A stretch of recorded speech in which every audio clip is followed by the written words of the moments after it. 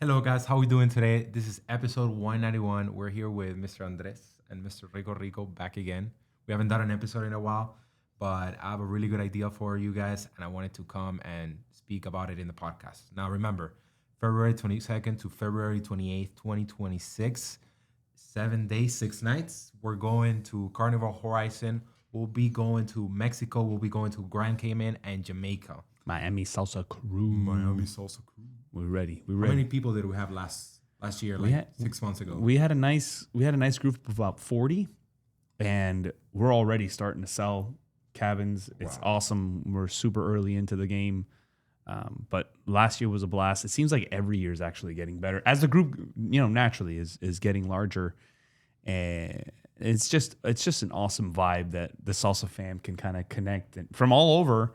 Because of course a lot of us are in the Miami area, but we're getting a lot of attendees from around the country, and we all just kind of connecting under this whole salsa thing. But at the end of the day, it's still a cruise, right? So I feel like last cruise there was like a couple grupitos, like a grupito domino, the group for the ones that wanted to go to the pool, Yeah. the ones that wanted to use dance all day. Like it was amazing. It was an amazing time. there's a fit for you guys, and again, at the end of the day, we're just creating another opportunity for you guys to connect on and off the dance floor. So thank you for your continued loyalty and sticking with us in the show.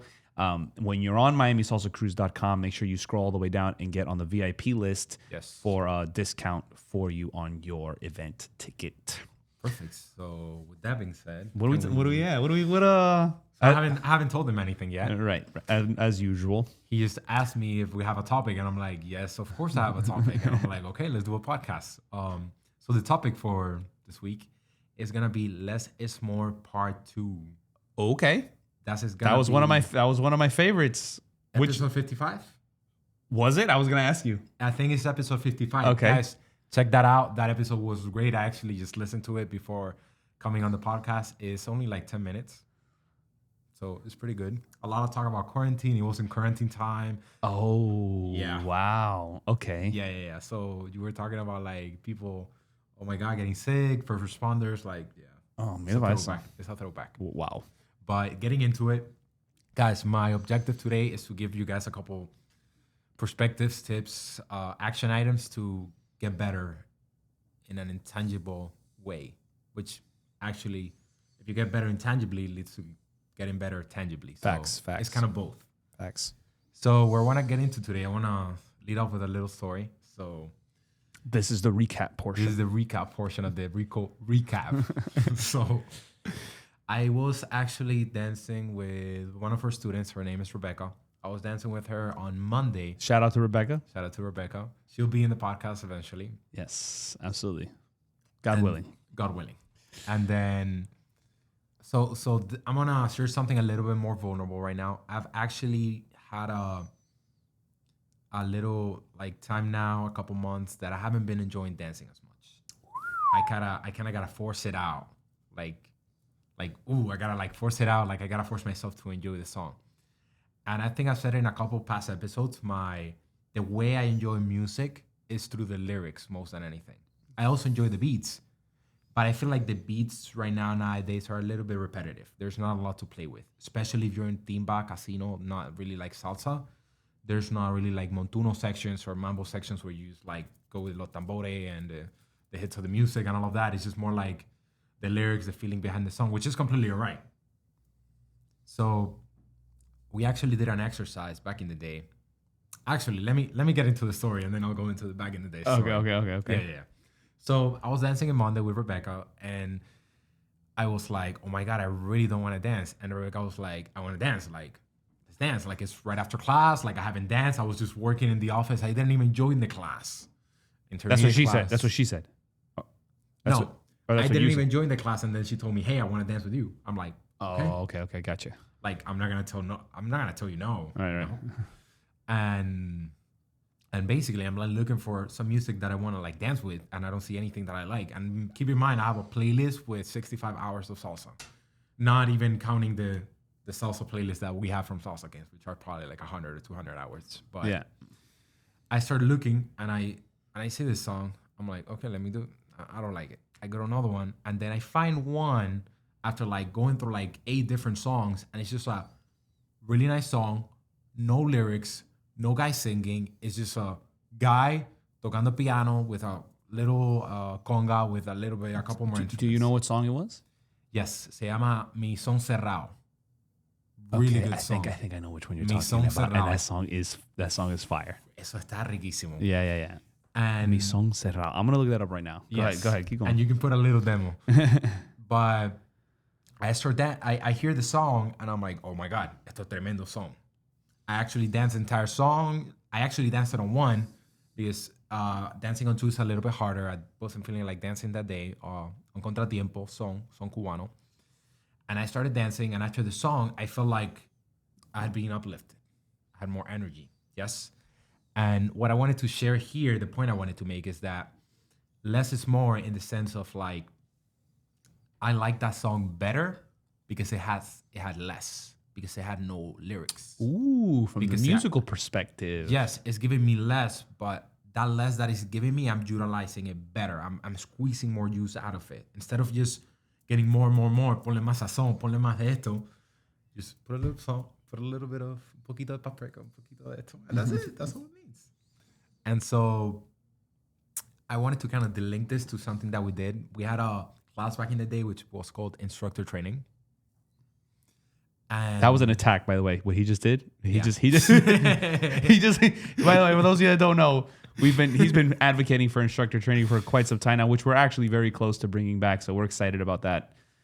So stay tuned for that as we bring back a either whether it's weekly or monthly yeah, instructor training program for those of you that are looking to get on an instructor track. But anyways, sorry, go ahead. yeah, just threw like a little energetic. I needed to give a disclaimer there because Pablo's over here blasting me on our live video over here. Oh my god!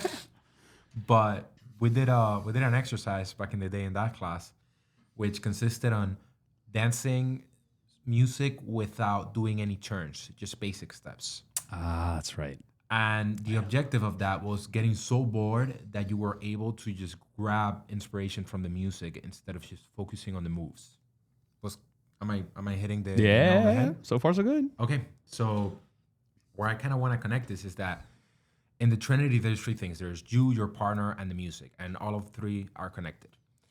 And I find that exercise helped you connect, not worry so much about the what, so it helped you connect with the music. So you're basically removing complexity from the you and partner connection of the Trinity, and you're allowing your partner and you to connect more in this part of the Trinity. By the way, the music is up here, your partner's here, you're here. So you're simplifying this connection to amplify this connection.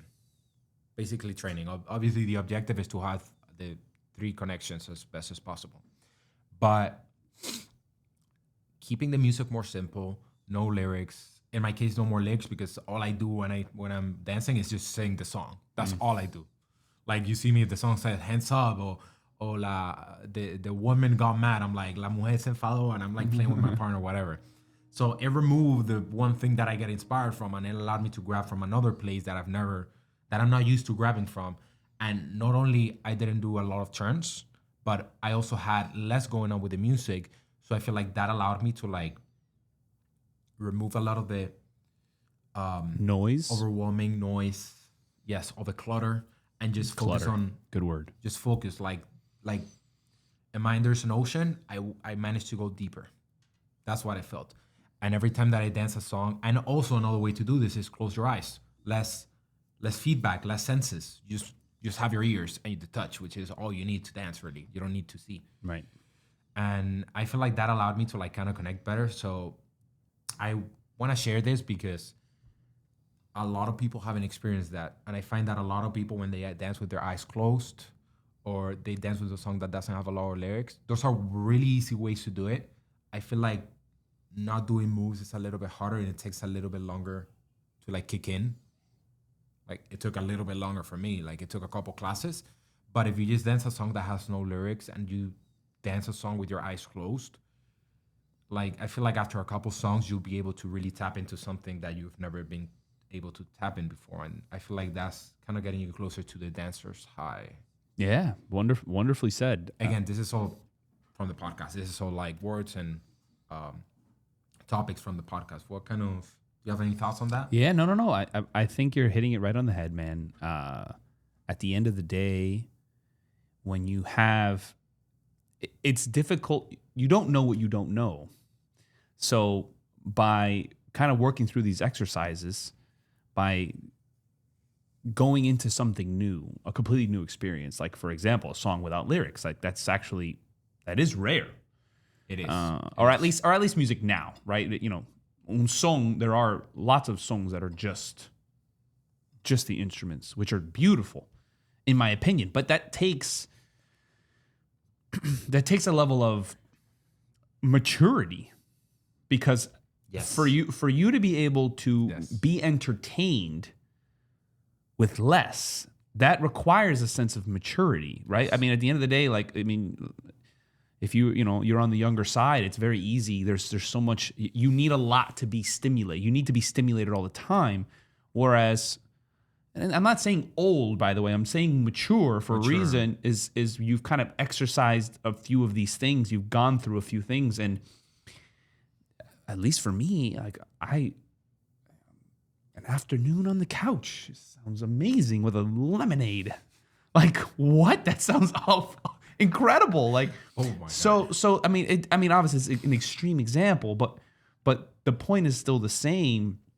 That by putting yourselves into these kind of circumstances in the same way, I mean, I guess you could train a child the same way. That as long as you're not throwing a million stimuli at them, they're going to be more comfortable in not more boring situations. I use the word boring as a way to kind of, again, exaggerate, right? But if you're comfortable in a less stimulating environment, then you can create more, because you have, if you're able to make art off of, for example, a pencil. Imagine if you have a bunch of colors, right? So that's kind of like the idea that the more that you train, or the more that you kind of put yourself into these scenarios where there's less to work with, and kind of force yourself to still create, and you may even be more inspired in your case, because it's like, wow, I've never felt these feelings before, because naturally you've never been there before. So, that's where always the challenges that we have on this show, and I applaud you, Pablo, that you're continuing to put yourself there. And shout out to the ladies that, ask us, to dance even when we don't want to. And shout out to the men that continue to say yes. Yes. And vice versa, by the way, too. Of course, I'm sure it's quadruple the other way around. Ladies that are saying yes when you don't want to, at least in that moment, and at least give yourself the opportunity to find the connection with the music that will kind of open you up and find some fun there in that specific present moment.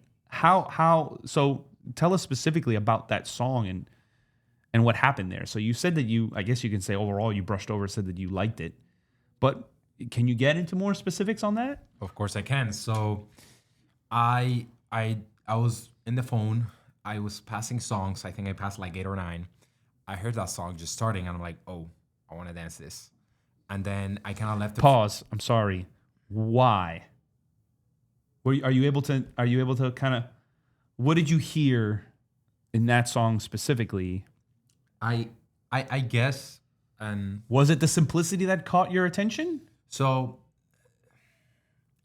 here's the thing. I think this is what attracted me. I cannot say for sure, but I think when I passed it, it was different from everything else, because different. And different in the way of, like, I feel like when you hear a song that has been commercially made, you can hear the difference between something that was made in Cuba by 4 people with instruments just making a song, and maybe they didn't have a singer, so they just made it normal. My point is, or like, more organic. Okay. It felt different from everything else, and maybe it was because 99% of the songs I have is just modern salsa, and then I had like that one Son Cubano from less cookie cutter, maybe less cookie cutter. Yes. Okay, that could be it. And I heard this first 10 seconds. I'm like, I want to dance this, and I grabbed Rebecca. I started dancing. I had my opens. I'm like, okay, I'm gonna close my eyes. Keep in mind, at that time in the studio, there was like 5 people left. They were talking like in a corner, so like there was a lot of space to dance. Just make sure you have a lot of space to dance with. and I started dancing. And I think for me, when I dance, closing my eyes allows me to hear the music better and get more into the music. And even more so when it's a music that has no lyrics, it's just straight instruments. And it was a song that was very not stimulating. It wasn't very stimulating at all, but it had so much sauce and it was so enjoyable that. And let me make a disclaimer: stimulating doesn't mean enjoyable, because you can have That sounds like another episode right there. that sounds like another episode. But stimulating is not enjoyable. It just grabs your attention. Very different. Attention grabbing and enjoyable are different. Okay. Different things. We gotta write that one down. That's good. Yes. Pablo be dropping nuggets around here. Yeah, I feel like we are gonna do another Rico recap. The Rico recap about the Rico recap. The Rico recap. The Rico recap square. Jeez. Dios mío. And so it wasn't a stimulating song, which was very refreshing because, of course, with work, everything going on, it can be stimulating and you just want to relax. I don't want a song that is drilling on my brain with a lot of stuff going on. I just want to chill, relax, but I want to, put a little sauce in there. If you are in Spotify, I just did like a little shoulder dance.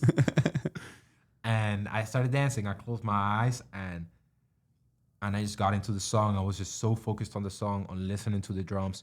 But I also remember that I have the sense of touch. I was feeling my partner. I knew where she was so that she wasn't not taken care of. And by closing your eyes, sometimes you can get thrown in the trap of, I'm not looking at my partner, I'm not connecting. But there's so much connection happening with the sense right here that if you're paying attention to what you already have, you don't need another sense on top of that. It's the same thing we're talking about. You don't need lyrics if you already have a really good song that has a lot of organic content or organic melody. I don't know what way to put it, but my point is, it's not about volume, it's about quality. And I feel this is another episode we already made. Right. No. You're again, man. You're hitting it right on the head. I think you experienced a practical application. You didn't want to dance. The organicness and simplicity of a specific song inspired you to.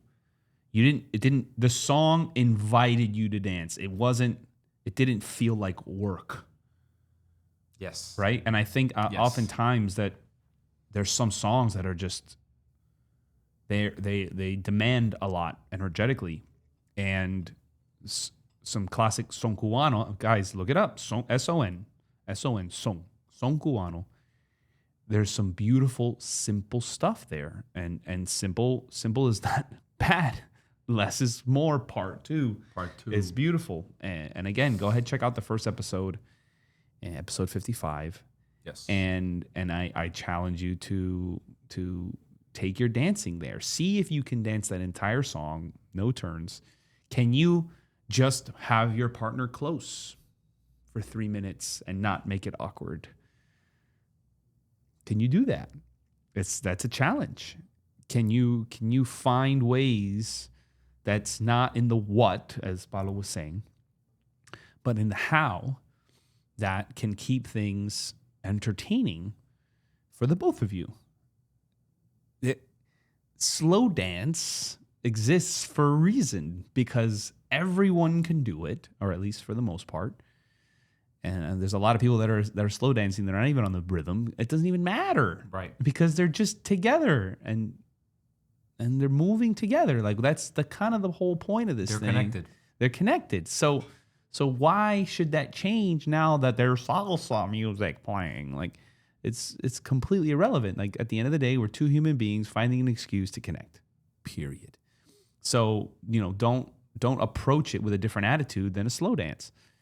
We're enjoying each other's company through a shared experience. And that can be a lot more magical than one can even conceive. I mean, especially if it's with the right person, at the right song, at the right time. Like, it's an infinite amount of awesomeness that could be in that one moment. Well, that's what makes it amazing. Yeah, and embark on that versus, I didn't learn that. That's weird. That's silly. That's dumb, or whatever negative Silencio Bruno programming is coming through your head right now. Even if you don't like it, that's besides the point. The point is to challenge yourself to to go through that and see what you learn from it. Even if it's a self-discovery process saying, I don't like slow songs. Perfect. Then we accomplished our goal here. Yes. In furthering your self-discovery process. And that's the whole idea. I want to give you guys a challenge apart from dancing with your eyes closed, obviously dancing a song that has no lyrics, dancing a song without doing any turns. I want to give you guys another challenge and a new perspective, I guess. If you cannot make a really, really good dance, enjoyable dance with a song that is giving you 50 points of inspiration, maybe only instruments, maybe only has a piano and a couple more instruments, what makes you think you can do a really good dance with a song that has 3 times the things going on with lyrics and and 47 different instruments? If you're already overwhelmed with a song that has so little going on, you're not gonna be able to process what's going on in a regular salsa where it's like 1,000 different things and different instruments, and you know what I mean. So that's why I challenge you to dance something that is here, then go for something that is here, because most of the time we've already done what is here, which is regular salsa, but we don't really see what's here on the bottom, the level ones, level twos, The bass. yeah, the bass. So I challenge you to do that. Grab inspiration from little things from a song that is not a lot going on, because that will allow you to level up and be able to handle level 4, level 5, level 6, instead of just getting run over by the song and not being able to represent what it really means. Right. Again, we're just kind of filling up space, or since there's so much going on in the song, we can kind of hide behind it. You can handle it. Right. And that's ultimately what it is Yep. that there's so much going on that it's easy to hide behind. We don't have to express everything. It's impossible to express everything. There's so much going on. But if there's only one thing handed to you, here's this pencil. Use it. Well, you know, that's all you got. So that's what you got to make do with. And how well can you represent, or how well can you create with just that pencil? So right. By exercising the ability to, okay, with what you're given, you can make art. Well, then you're now worthy of 2 pieces. Exactly. Right? So now you can, now I have another tool. I know how to use one. I can use this one. I can use just this one. Yep. How now it's the beauty of how can I make them work together? And that's just with 2. Right. Imagine you had a third. Now you can make things like braids. Like, that's the first thing that comes to my head. And when you talk about 3s, like, now you can really get creative, let alone the orchestra that exists in a salsa song with 12 human beings that have dedicated their entire lives to playing this one instrument for your enjoyment. To be representing, if we're able to make, again, physically representing the song with our bodies, those 12 points of inspiration, let alone what's created kind of as a blend of everything together. Right. But start with one. Right. Starting with one is ultimately going to create more. Another one is going to create more. It's going to empower your dancing. Yes. Is ultimately what's going to happen. Yes. Again, an artist that can create with one tool is naturally going to be more skilled. When he gets more tools, because that's the last thing that we're doing is trying to rob your experience either, Right. So I agree with you 100%. It's a beautiful, beautiful thing. Lots of takeaways here. Thank you, Pablo, as usual, for sharing with us your journey and what's been going on and the challenges and how you approach them, bro, because you really do approach them like a winner, man. Legit. Thank you very much. Legit. That's from the bottom of my heart. And I hope, you guys, every single one of you listening to our show, you are Salsa Kings and Queens as well. How you approach one thing is how you approach everything. Yes. And I challenge you to do exactly that, to challenge yourself, to confront the issue or the challenge. In this case, Pablo doesn't like dancing. That must not be for me. That's definitely one approach. Right. Another thing is to capitalize on the opportunity that was given to him. The student is asking him to dance, and he's still going to try and make it work in that scenario. In this case, he didn't say, I don't like dancing, let me go out dancing, which I think actually, as a matter of fact, before I even talk, you've done that. which is interesting. I've done it. But in this case, capitalizing on a specific scenario that actually he didn't even kind of create, I guess you can say. It kind of came to him. Nope. And capitalizing on that opportunity and finding a song that, okay, no, I don't like this one, and then taking a mental note, right, and learning from that. How did I feel? Constantly asking yourself and staying present. How did I feel when this song played? No. How did I feel when this song played? No. No. And there's a lot of no's. Wow, there's a lot of no's. How do I feel about that? There's a lot of no's. Oh, there's this one song. Ooh. Be okay with saying no to music. You don't have to dance every song. Absolutely. Just like you don't have to date everybody that asks you out. Ooh. Okay, but that's ultimately the point. A lot of who you are is defined by the things that you say no to, by a lot of the opportunities that you decline. Yes. And so that goes the same with your dance, right? And again, don't confuse an exercise or training for defining who you are. Right. A lot of you ladies, your follows, right? That doesn't mean just because, your instructor kind of teaches, hey, I would highly recommend that you learn a little bit about leading. That doesn't mean that you're going to be a leader. No, that's for your enhancement in your following. And the other way around, of course, for leads and to learn the other side as follows, etc. Yes. It's for the sake of the growth versus, defining who you are. Right. The point is to search for that so that you can go deeper, more into what you truly like. Yes. I think we can continue to ramble on about this, but I think this is a good stopping point. Again, thank you guys so much. I hope to see you all on Miami Salsa Cruise, and subscribe to our YouTube channel. You can actually visit the URL youtube.salsakings.com. Go ahead and type that in directly, youtube.salsakings.com, and that'll take you right to our YouTube channel so that you can subscribe. We're live every Monday, Wednesday, and Friday here at our Doral headquarters. And come join the fun, leave us some comments, make some requests, and our instructors here will definitely go ahead and honor those for you. Mr. Pablo Peña Rico Garcia. That's right. Garcia. I forget about that. He's got his second last name. Is it your second last name? Technically, that's what it is? Second last name. My gringo self doesn't know those things. Wait, you don't have a second last name? No, sir. I am. Well, I guess technically, doesn't everybody technically have a second last name? They're just not using it? Yeah. Hidalgo. Andres Fernandez Hidalgo. My mother's maiden name is Hidalgo. I've met an Hidalgo before. It's probably super buena gente. Yes, okay.